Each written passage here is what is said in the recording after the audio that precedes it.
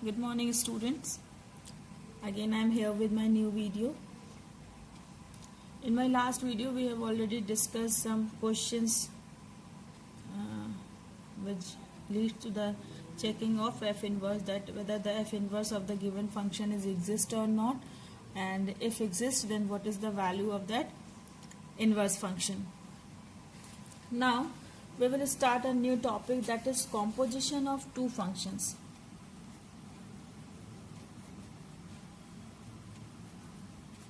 Composition of functions.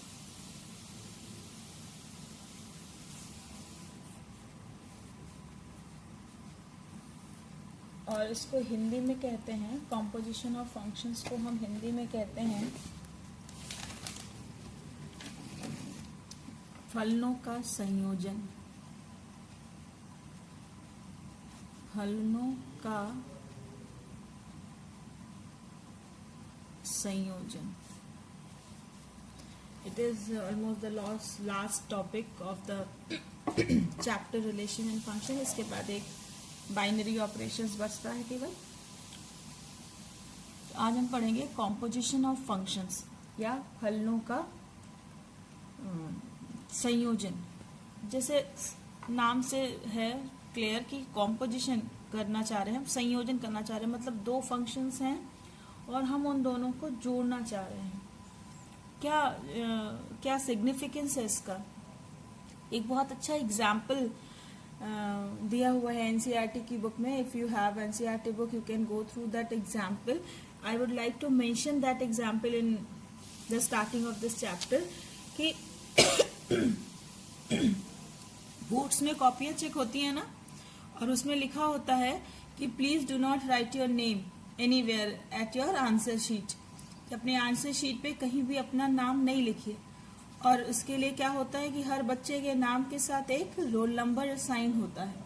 ठीक है, कि क्यों करते हैं? ये कॉन्फिडेंशियलिटी को बनाए रखने के लिए करता है बोर्ड, कि बच्चे का नाम रिवील नहीं होना चाहिए, जिससे कहीं से कोई पार्शियलिटी ना हो पाए। लेकिन अब हर बच्चे के पास अपना रोल नंबर है, और फिर जब कॉपियां चेक होने जाती हैं तो मे बी कि जो पर्पस था रोल नंबर डिस्ट्रीब्यूट करने का, ये बोर्ड का फुलफिल ना हो पाए और कहीं से ये बात लीक हो जाए कि कौन सा roll number, leak in the sense कि हो सकता है कि एग्जामिनर को पता हो कि कौन सा रोल नंबर किस बच्चे का है। तो इसको मेंटेन करने के लिए, इस कॉन्फिडेंशियलिटी को मेंटेन करने के लिए क्या करती है बोर्ड की हर बच्चे के रोल नंबर को एक कोड देती है, एक कॉन्फिडेंशियल कोड, जो किसी को भी नहीं पता, ना स्टूडेंट को पता है और ना ही एग्जामिनर को पता है, ना ही कॉपी चेक करने वाले को पता है और ना ही स्टूडेंट को पता है। तो suppose A is the set of the name of those students, ये है, ठीक है, ये नेम्स का सेट है बच्चों के।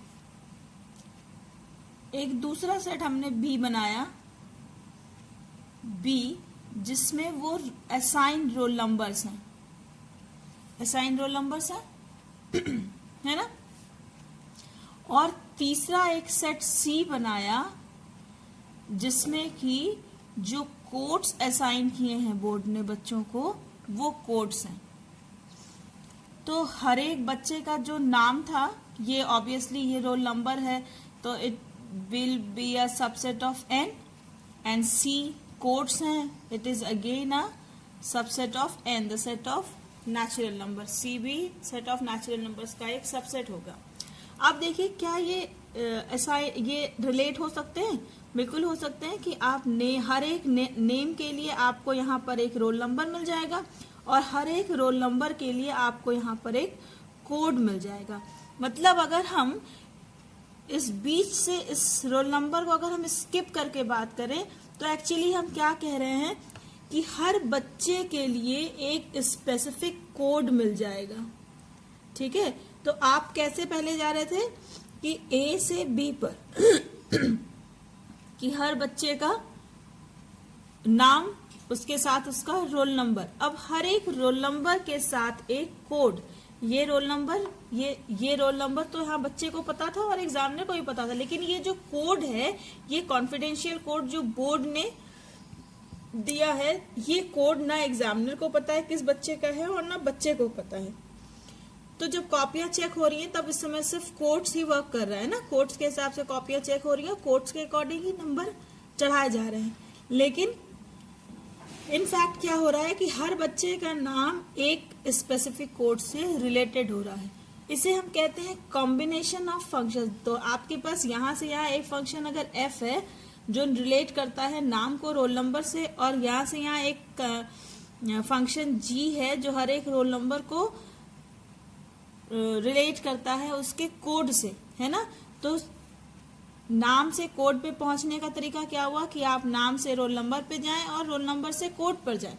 लेकिन इनफैक्ट अगर आप इसे एक बार को ओमिट कर दे तो आप ये देख रहे हैं कि हर एक नाम के लिए आपको एक स्पेसिफिक कोड मिल रहा है मतलब हर एक ए के लिए आपको एक पर्टिकुलर सी मिल रहा है। इट इज कॉल्ड, मतलब it is defined from A to C. Actually it is called the combination of functions, कि दो फंक्शंस थे, one is from A to B and another is from B to C, then the combination of the function is actually defined directly from A to C. हर बच्चे के लिए एक code, ठीक है, जिसने कंपोजिट किया इन दोनों फंक्शन को वो इसे जान रहा है कि हर बच्चे का कोड क्या है।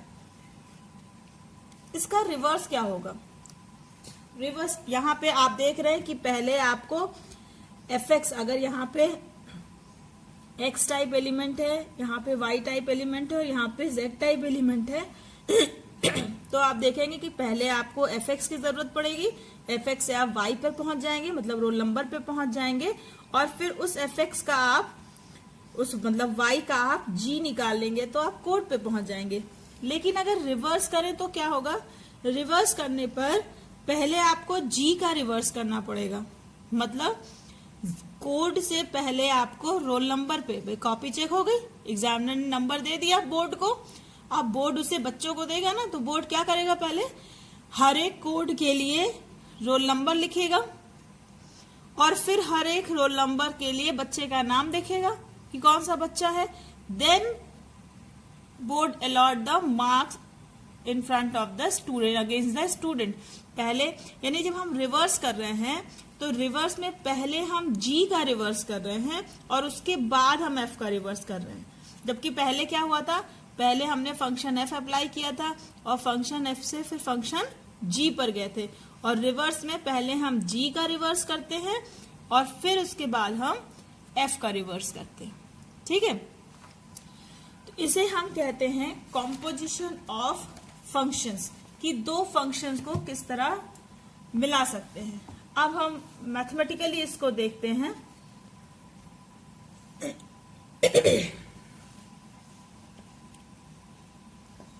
कि इफ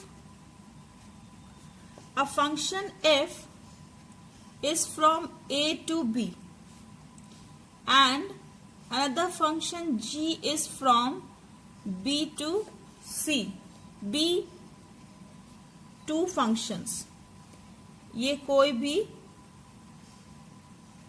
दो फंक्शंस हैं, ठीक है। Then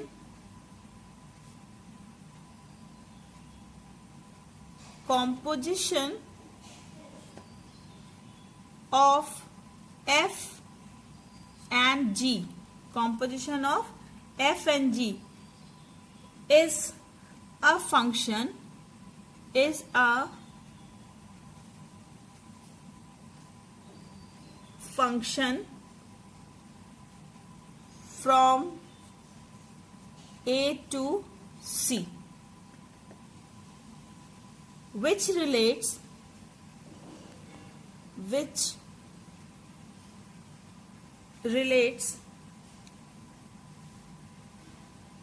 every element of a uniquely to an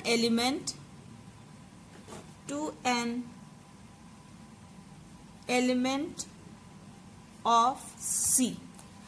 ठीक है, क्या कहते हैं, क्या कह रहा है कि if f is from a to b and g is from b to c be two functions, ये कोई दो फंक्शन है, then composition of f and g, f और g का जो कॉम्पोजिशन है, मतलब जो इनका संयोजन है, वो भी एक फंक्शन होगा फिर से, ठीक है। और ये फंक्शन क्या करेगा, ये फंक्शन a को c से डायरेक्टली रिलेट करेगा। एवरी एलिमेंट ऑफ ए के हर एक एलिमेंट को c के एक यूनिक एलिमेंट से रिलेट करेगा। तब इस फंक्शन को, ये जो नया फंक्शन बना है, इसको हम कहेंगे composition of f and g। अभी हमने यहाँ देखा था ना कि नाम से रोल नंबर पे गए थे और रोल नंबर से कोड पे गए थे, यानी eventually we get a specific code for each number, मतलब a का ईच नेम, मतलब a के हर एक नाम के लिए, बच्चे के हर एक बच्चे के नाम के लिए हमें एक यूनिक कोड यहाँ मिल रहा है। तो it is directly from a to c, यानी f is from a to b and g is from b to c, implies GOF is from A to C. It is the representation of composition of function f and g, f और g का function. इसे लिखते कैसे हैं, g of fx, इसका क्या मतलब हुआ, GOF का g of fx, ठीक है। GOF of x it means g of fx। अभी हमने देखा था ना कि पहले हम जब a से b पर जाते हैं, जब a से b पे जाते हैं तो हमें क्या मिलता है, b में अगर y टाइप एलिमेंट है तो y is equal to fx। अब हम इस फंक्शन को देखते हैं b टू c, तो y में यहाँ पे अगर fx है तो यहाँ से क्या होगा, इसकी इमेज यहाँ कैसे मिलेगी कि g of y is equal to z, g of y का image under g is z, तो y की वैल्यू कितनी है, दिस fx, यानी g of fx is equal to z, और इसी g of fx को हम लिखते हैं GOF of x, it is equal to z, mean GOF is another function, another rule और another condition under which the image of x is equal to z। ये x कहाँ मिलेगा, a में, और z कहाँ मिलेगा, c में। मतलब GOF एक फंक्शन है जो a के एलिमेंट्स की इमेज हमें डायरेक्टली कहाँ दिखाएगा, c पर, ठीक है। It is called the composition of two functions. क्या हर दो फंक्शंस के लिए कॉम्पोजिशन एग्जिस्ट करता है, क्या किसी भी दो फंक्शन को हम कंपोजिट कर सकते हैं, एक साथ मिला सकते हैं, इट इज अ क्वेश्चन। तो listen student, it is not possible कि यू कंपोजिट कि आप किसी भी दो फंक्शंस का संयोजन कर पाए, ये हमेशा जरूरी नहीं है। इसके लिए कुछ कंडीशंस हैं कि GOF exist if GOF तभी एग्जिस्ट करता है when range of f is a subset of domain of G।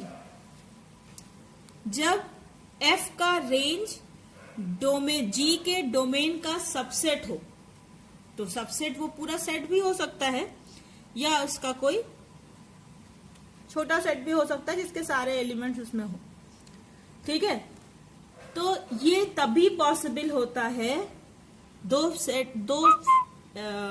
Functions का कॉम्पोजिशन तभी पॉसिबल होता है जब f का रेंज, मतलब ये b, ये सबसेट हो G के डोमेन से। आप यहां देखें तो ये जो b है ये एक ब्रिज का काम करता है ना दोनों के बीच। b जो है वो a के लिए रेंज है, लेकिन f के लिए रेंज है, लेकिन g के लिए डोमेन है। तो ये जो b है, ये हम ये नहीं कह रहे हैं कि पूरा का पूरा b ही g में इन्वॉल्व हो। कुछ कंडीशंस ऐसे हो सकते हैं कि जहां पर g का डोमेन इस b का कोई सबसेट हो, या बी के बराबर ही हो, तो अगर वो सबसेट है तो ही केवल कॉम्पोजिशन फिक्स्ड है, कॉम्पोजिशन एग्जिस्ट करेगा। अगर ऐसा नहीं है तो कॉम्पोजिशन एग्जिस्ट नहीं करेगा। ये क्यों ऐसा है? क्योंकि अगर इसी का कोई सबसेट नहीं होगा, बी का, या पूरा सेट बी नहीं होगा, तो आपको हर एक एलिमेंट के करस्पॉन्डिंग आपको यहाँ पे एलिमेंट ही नहीं मिलेगा। सपोज कीजिए कि आपने कोई एक ऐसा सेट लिया जो जी का डोमेन कुछ ऐसा लिया जो बी का सबसेट नहीं है, तो अगर बी का सबसेट नहीं है तो बी में कुछ एलिमेंट उसमें ऐसे हो सकते हैं जो बी में ना हो। अगर वो बी में नहीं है तो फिर एक्स का उसमें इमेज आप कैसे देखेंगे? और जब आपको एफ एक्स ही नहीं मिलेगा, तो एफ एक्स नहीं मिलेगा तो आप जी ओ एफ कैसे निकालेंगे? क्योंकि जी ओ एफ मतलब होता है जी ऑफ एफ एक्स, यानी इसके सारे एलिमेंट्स तो जी के डोमेन में होने ही चाहिए। तो जी ओ so student, we are talking that ki GOF exists if RF is a subset of, RF means range of F is a subset of domain of G. It is the condition of existence of GOF. Then another point which is to be noted, that composition of functions does not obey the commutative law. Composition of functions does not obey commutative law. Commutative law मतलब कि GOF is not equal to FOG. GOF मतलब G of fx is not equal to F of gx in general. ऑफनली ऐसा नहीं होता है, वो ऐसा उसका कॉम्पिटेटिव लॉ का लॉ को ओबे नहीं करता है, लेकिन एसोसिएटिव को करता है। It obeys associative law. ये एसोसिएटिव लॉ को ओबे करता है, मतलब for any three function, for any three functions f, g and h, f of g of h is equal to f of g of h, है ना। आपको associative law याद होगा एडिशन मल्टीप्लिकेशन में कि अगर a plus B plus C, अगर a plus B plus C है तो ये equal to a plus B plus C भी होता है। यानी अगर आपके पास तीन फंक्शंस हैं तो आप पहले f और g का कॉम्बिनेशन निकालकर फिर जो नया फंक्शन बनेगा उसका h के साथ कॉम्बिनेशन निकालें तो भी वही आपको फंक्शन वही सेट मिलेगा जो आप पहले g और h को कंबाइन करके और फिर f के साथ कॉम्पोजिशन निकालें तो भी वही मिलेगा, if all FOG and GOH are possible. तो it is about the composition of functions कि दो फंक्शंस अगर ये कंडीशन फुलफिल करे कि फंक्शन f का रेंज फंक्शन g के डोमेन का सबसेट है, तो हम दोनों फंक्शन f और g को कंबाइन कर सकते हैं। And this composition is denoted by the symbol GOF. It is means the combination of g and f, and it is equal to g of fx. Means कि image of x under f पहले निकालेंगे and then the image of this fx under g. It is called the composition of two functions. अब हम देखते हैं इस पे based कुछ theorems.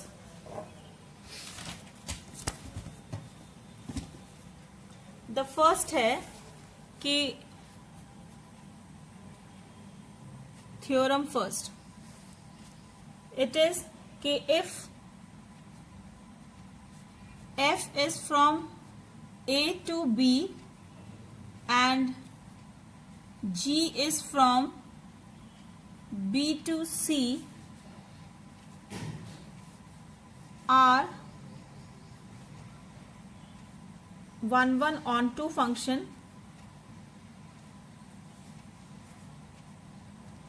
1 onto functions, then combination of these two functions, that is GOF from A to C is also 1 onto. कि अगर दो functions F from A to B और G from B to C है और ये दोनों functions अगर 1 onto है तो इन दोनों फंक्शंस का कॉम्बिनेशन यानी GOF भी 1 onto होगा. इसका प्रूफ देखते हैं. अगर GOF को 1 होना है तो क्या होना होगा कि for let any arbitrary element x1 and x2 belongs to A. x1 x2 कोई भी arbitrary element है जो A में belong करता है.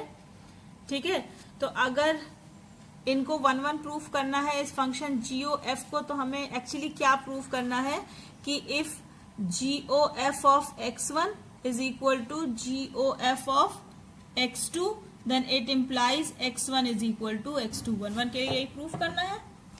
एंड रिमेम्बर अगेन कि GOF is another function. GOF भी एक फंक्शन ही है. आप चाहें तो इसे किसी सिंगल अल्फाबेट से भी रिप्रेजेंट कर सकते हैं. हम तो GOF इसलिए लिखते हैं कि ये हमेशा रिकॉग्नाइज हो कि it is actually a function which is found by the combination of two functions G and F. इसको रिप्रेजेंट करने का इसका सबसे बड़ा उद्देश्य यही है. GOF की तरह आप चाहें तो इसे किसी सिंगल लेटर से भी रिप्रेजेंट कर सकते हैं. सपोज आप इसे ऐसे लिख सकते हैं x is a function from A to C. तो यहाँ पर हम इसे GOF को लिखने का उद्देश्य सबसे बड़ा यही है कि ये x लिखने पर ये समझ नहीं आ रहा होगा बिना कि ये G और F का कॉम्बिनेशन है, जबकि GOF लिखने पर ये क्लियर रहता है कि ये एक ऐसा फंक्शन है जो G और F का कॉम्बिनेशन है. तो let x1 and x2 be any two arbitrary function in A, then such that कि GOF of x1 is equal to GOF of x2. तो GOF का भी हमने क्या मतलब बताया था. GOF of x मतलब होता है G of fx यानी fx1 is equal to G of fx2.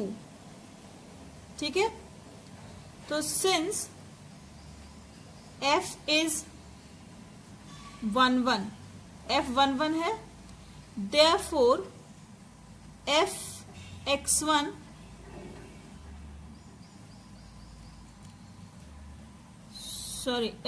since G is 1 ये है ना, G 1 है, तो since G is 1 then G of fx1 is equal to G of fx2 implies that f of x1 is equal to f of x2.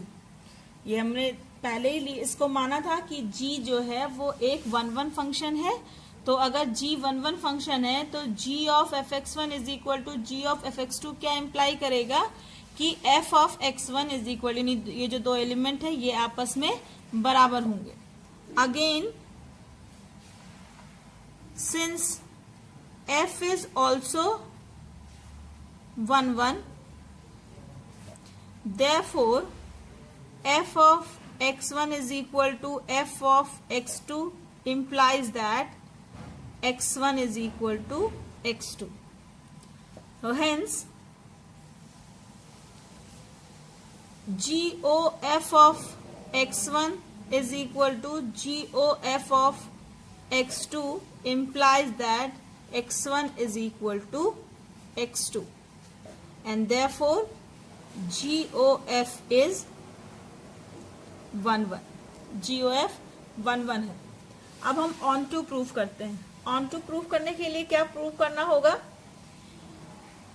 On to proof करने के लिए हमें proof करना होगा कि for each X in A sorry for each Z in C, अगर X type elements, ये हमने कॉम्बिनेशन बनाया है ए बी और सी, ये ए है, ये बी है और ये सी है। ए डिफाइंड है ए टू बी में और जी डिफाइंड है बी टू सी में। यहाँ पे एक्स टाइप एलिमेंट्स है, बी में वाई टाइप एलिमेंट्स है और सी में जेड टाइप एलिमेंट है। तो ऑन टू प्रूफ करने के लिए हमें क्या करना होगा कि for each Z belongs to C there is a unique X belongs to A, यही प्रूफ करना होगा ऑन टू के लिए। तो आइए देखते हैं। Let Z be any arbitrary element in C, C में कोई भी arbitrary element है। तो since G onto है, since G is onto, तो therefore for any Z belongs to C implies that there exists a Y belongs to B, कि हर एक Z के लिए, C में जो भी Z है, अगर G onto है तो C के हर एक Z के लिए हमें Y में एक B मिलना चाहिए, such that G of Y is equal to Z, है ना। Image of Y under G is equal to Z होना चाहिए ऑन टू होने के लिए। ये जरूरी है कि अगर ऑन टू है तो Z में G ऑन टू है तो Z, हर एक Z के लिए Y में हमें एक प्री इमेज मिलना ही चाहिए। तो G of Y is equal to Z हो गया। अब again, now again F is onto, F भी ऑन टू है, तो therefore for any Y belongs to B, किसी भी जो Y B में है, implies that there must exist an X belongs to A such that the image of X under F is equal to Y। चूंकि F भी onto है इसलिए यहाँ पर हर एक Y के लिए हमें एक यूनिक इमेज जो है वो Z में मिलनी चाहिए, X में मिलनी चाहिए, A में मिलनी चाहिए। तो Fx is equal to Y। अब हम देखते हैं कि इन दोनों को मिलाने पर क्या होता है। Therefore, for each Z belongs to C, there exists a X belongs to A such that G of Fx is equal to Z, है ना। G of Fx is equal to Z, क्योंकि G of Y कितना था, G of Y is equal to Z हमने पहले proof किया था, देखा था। और Y की वैल्यू, हर एक Y के लिए हमें एक Fx मिलेगा, तो G of Fx is equal to Z, Y की जगह पे हमने Fx रखा है, तो G of Fx is equal to Z। और G of Fx क्या होता है, it is GOF of X is equal to Z, है ना। यानी हर एक x के लिए, A के हर एक x के लिए हमें, सॉरी C के हर एक Z के लिए हमें A में एक x मिलेगा, सच दैट कि उस x की इमेज GOF के अंडर में Z के बराबर होगी। Therefore GOF is on to, इसका मतलब क्या हुआ कि GOF भी on to है। Therefore GOF is 1 onto function। Okay, तो ये हमने प्रूफ कर लिया कि अगर f और g दो फंक्शंस हैं जो दोनों 1 और ऑन टू हैं, तो इन दोनों का कॉम्पोजिशन भी 1 ऑन टू होगा। Some other theorems are there also, कुछ और भी थ्योरम्स हैं। फिर हम कॉम्पोजिशन से हम इन्वर्टिबिलिटी कैसे चेक करते हैं ये भी हम देखेंगे in our next video. So I hope कि ये थ्योरम का प्रूफ आपको समझ में आया होगा। These theorems are very important for your board exams. Go through the theorems. Actually अब बोर्ड में ये एज सच थ्योरम्स के फॉर्म में नहीं आते हैं.